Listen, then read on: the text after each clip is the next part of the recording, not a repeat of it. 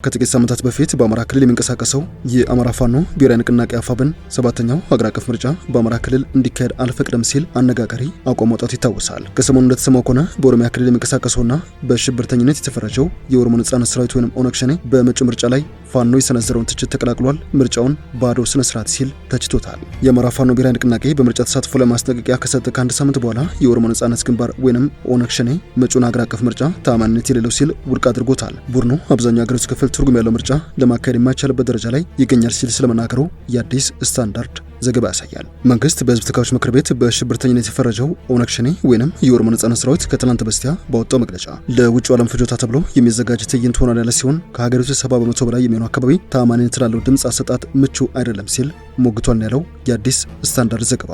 መግለጫው ዋና ዋና ተቃዋሚ ፓርቲዎች ራሳቸውን አግልለዋል ወይም ደግሞ ከምዝገባ ላለመሰረዝ ወይም በሂደቱ ላይ አለ ያለውን ጉድለት ለማጋለጥ ብቻ እየተሳተፉ ይገኛሉ ባይ ነው። በዚህ ሂደት ውስጥ የቀሩት ፓርቲዎች በሙሉ በመንግስት የተፈጠሩ ወይም ከመንግስት ጋር የተቆራኙ ናቸውም ሲል አክለዋል። ባሳለፍነው ሳምንት የአማራ ፋኖ ብሔራዊ ንቅናቄ ባወጣው መግለጫ ለፖለቲካ ፓርቲዎች፣ ለሚዲያ አካላትና ለሌሎች ተቋማት በሰጠው ማስጠንቀቂያ በምርጫ ሂደት ውስጥ መሳተፍ ከፌዴራል መንግስቱ አጀንዳ ጋር መቆም ተደርጎ ይቆጠራል ሲል የገለጸ ሲሆን ጥቂት የማይባሉ የፖለቲካ ኃይሎችና የመገናኛ ብዙሃን ባለሙያዎችም የታጣቂውን ኃይል መግለጫ ሲተቹ ተስተውሎ ነበር። የኦሮሞ ነጻነት ሰራዊት ከምርጫ በፊት ጠቅላይ ሚኒስትር አብይ አህመድ የአዲስ አበባን አስተዳደራዊ ሁኔታ የሚመለከቱ ሀሳቦችን በማቅረብ የኦሮሞ ወጣቶች ንቅናቄዎችን ለመቆጣጠር ሙከራዎችን በማድረግ የሃይማኖት ውጥረቶችና በክልሎች መካከል ያለውን የድንበር ውዝግብ ማባባስን ጨምሮ ተከታታይ የፖለቲካ እንቅስቃሴዎችን እያዘጋጁ ይገኛሉ ሲል በትላንት በስቲያው መግለጫውን እንጅሏል። ቡድኑ ሊደረጉ ስለሚችሉ ህገ መንግስታዊ ማሻሻያዎች ስጋቱን የገለጸ ሲሆን ይህም ወልቃይትን ጨምሮ በኦሮሚያና በአማራ ክልሎች ውስጥ ለፖለቲካ ፍላጎት ሲባል አዳዲስ ክልሎችን ለመፍጠር ሊያገለግል ይችላል ሲል አቋሙን አሳውቋል። በሲቪል ዜጎች ላይ ጉዳት ሊደርስ እንደሚችል ያስጠነቀቀው